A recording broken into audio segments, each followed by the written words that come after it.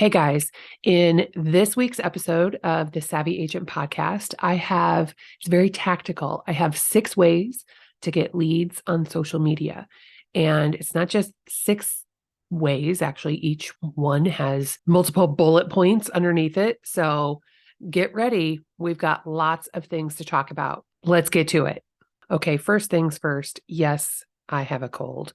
After my amazing Airbnb experience, I caught the plague, and the voice that you're hearing today is brought to you by 7 days now of a cold, and it's a real hanger-oner. So for those of you who have not been 100% healthy this winter, man, I feel your pain because it is the pits when you are not feeling good, isn't it? But I am feeling good enough to record this podcast, and I have made lots of notes for the idea of 6 ways to get leads on social media. I see a lot of people asking for service recommendations. Where can I go to have somebody manage my social media for me? And I really think that if you're going to pay somebody a fee to manage your social media, that you're probably doing yourself a disservice because you're missing out on connection opportunities, on building relationships, and actually getting leads. Just having content on your social media feed, I mean, that's one part of it, but it's not enough. So, how can you maximize your social media opportunity without spending 24/7 on Facebook? Because who really wants to do that? So, number one, this is very simple. You could post on your personal profile asking for leads. You could say, I'm training a new agent in my office and she needs to learn how to do a market analysis. Does anyone I know want to find out what their home would be worth in today's market so she can practice? You could share one of your listings or a listing from your office and ask if you have any friends that might be interested in that listing. And that one actually works even better if you have forced registration on your website.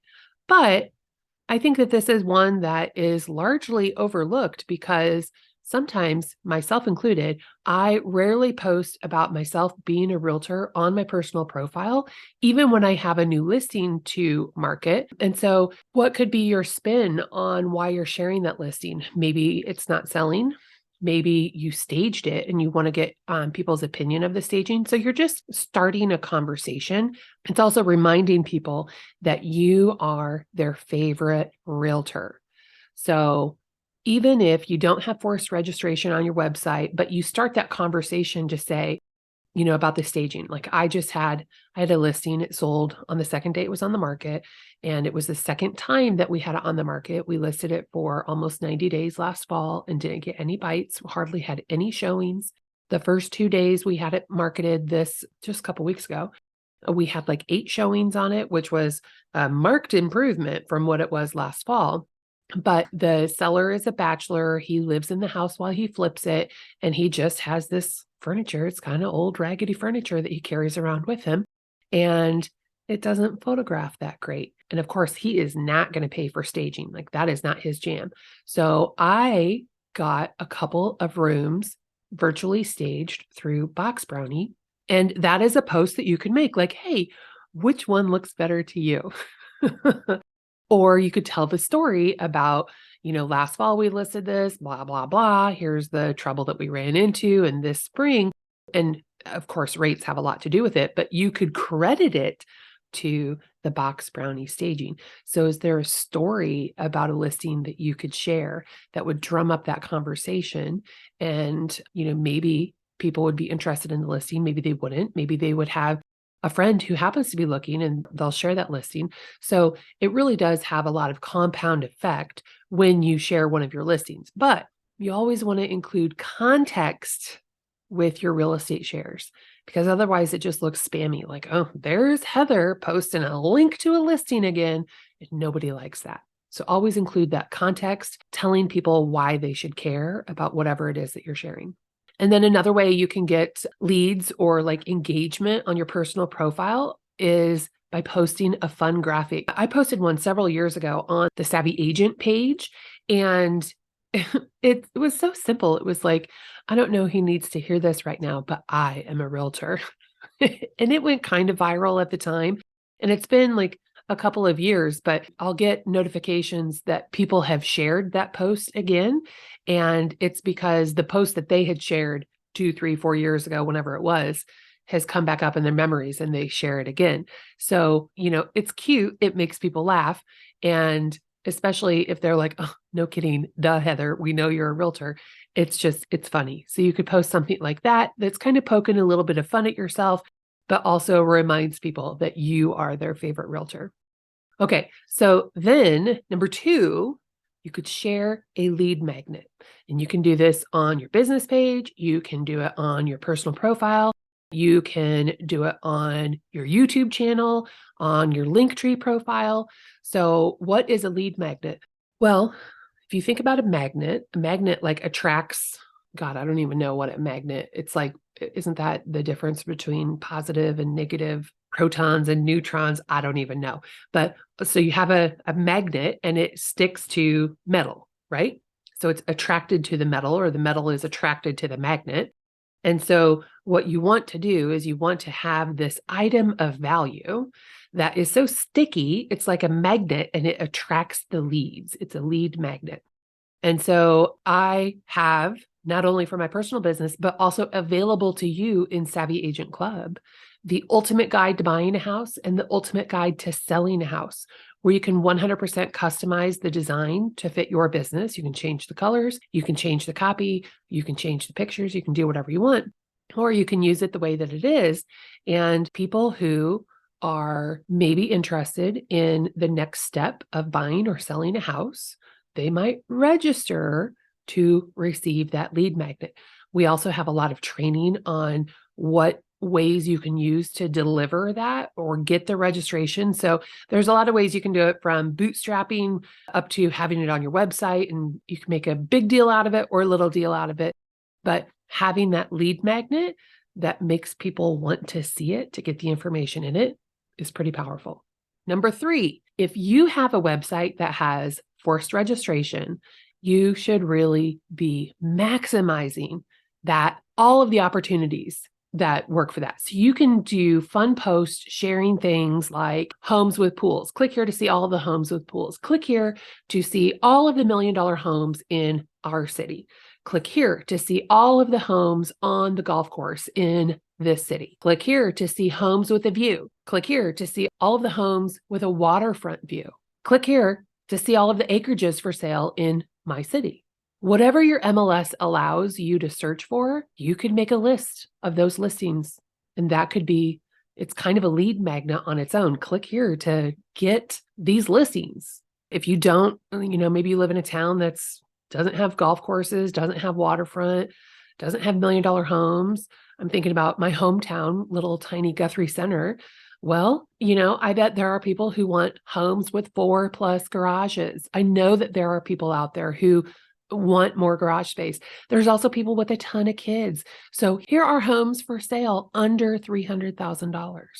Now, to you and me, these are like dull and boring, right? Because we work in the industry. And so we're like rolling our eyes at, another house for $250,000. Who cares? Well, the buyers care, because they're buying on a budget. And I don't know about your market, but that's getting pretty hard in my market to find anything on a budget.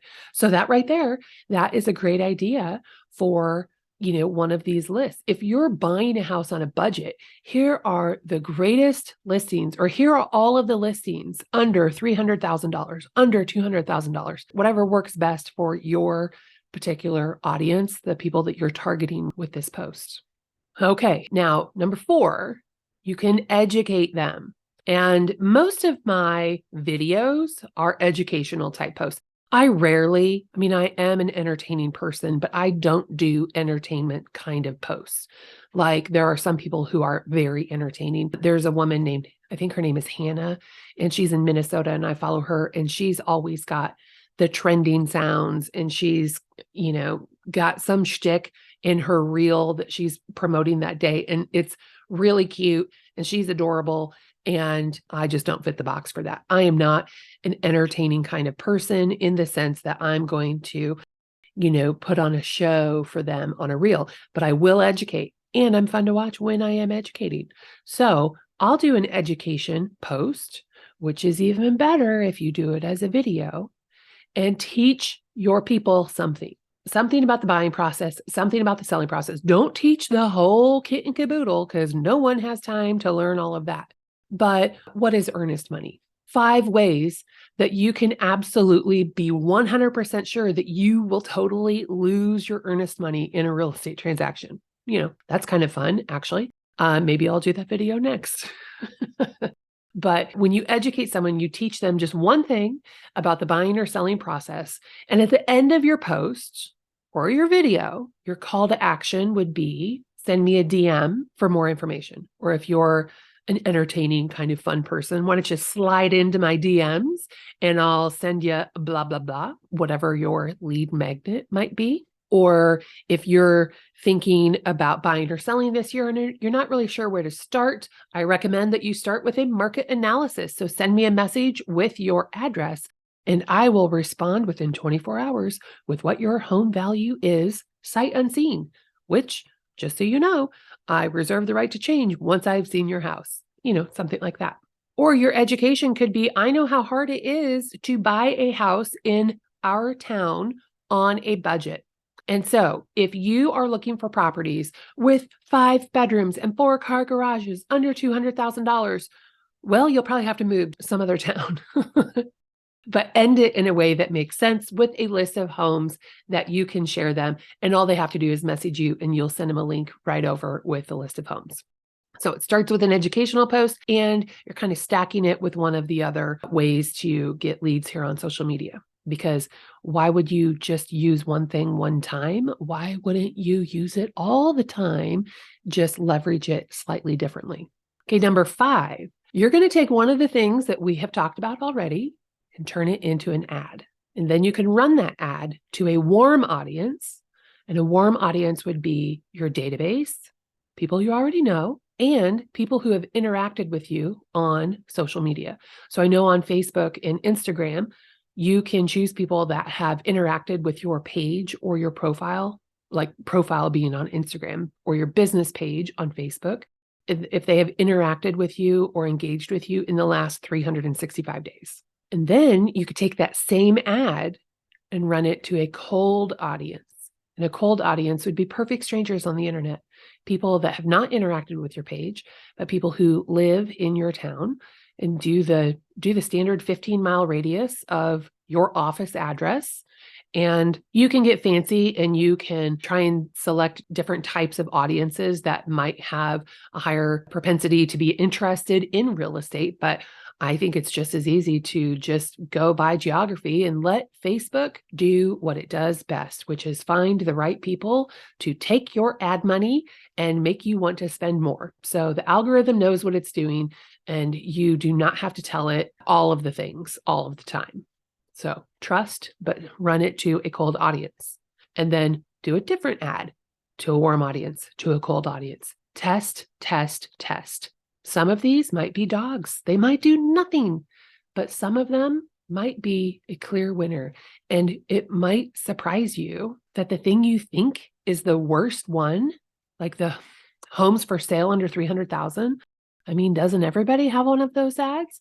It seems like it, but maybe they're not resonating with those ads. They're resonating with yours. So test everything. And then when you find a winner, man, run with that. And finally, number 6 in our list of 6 ways that you can get leads on social media. Number 6 is follow a stacked approach with your friends list.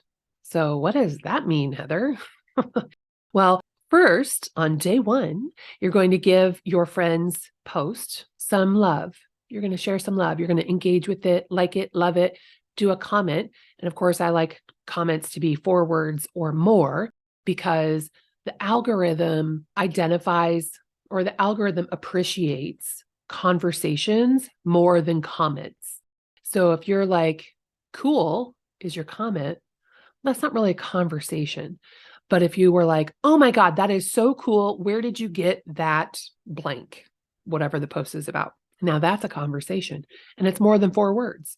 So the 4 words is just kind of a hack to force you to have more words in your comment that might then result in a conversation. But that's the thing. So you're going to give someone on your friends list some love by engaging with their post, and that engagement is a like or a love and a comment that is 4 words or more. And then tomorrow, the next day, you send that friend a message. This is the stack. You're stacking your contact. You're stacking the memory of your existence multiple times with that friend.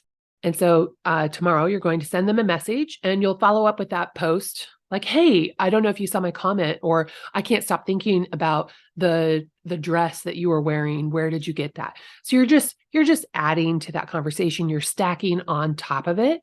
And if you don't have anything to say related to the post, because, not everything's 100% exciting all the time, you could always just be like, hey, I was thinking about you. I saw your post yesterday and it made me remember some memory that you have with that person. And I didn't have time to reach out and say, hey, at the time. And so I'm following up with you now. How's it going? That's a nice little message that we could probably all get more of. And then the conversation is surely going to come back to you. They're probably going to say, oh my gosh, here's where I got that dress, or I'm so glad to hear from you too. I really remember that, blah, blah. We had so much fun. And then they will eventually say, how's the market? How are things with you? How's real estate? How's the market? And that's your opportunity to follow up with some kind of ask. Do they need an equity update? Do they need to get a home value email from you? Maybe they need a market analysis done because you asked your profile list earlier if anybody needed a market analysis. Why can't you ask for that in a message? Have they considered being an investor and buying a rental property? If they're a past client, did they never leave you a review and you could really use a review today? Maybe you're asking all of your past clients in this stacked approach message to leave you a review because that is your goal this month, to boost your Google reviews. And then finally, you can ask them, hey, by the way, do you know anyone that might need my help? Now, you're not saying, hey, do you have a referral for me? You're saying, do you know anyone that needs my help? Which is a little different, isn't it? Like that is a tender ask for a referral. I like it. So that completes our 6 ideas. It's not really ideas, it's 6 ways to get leads on social media. Now, I did reference on several occasions some resources. Actually, I probably only referenced it one time, but we actually have a lot of resources that help with getting leads on social media in Savvy Agent Club, which also happens to be open right now.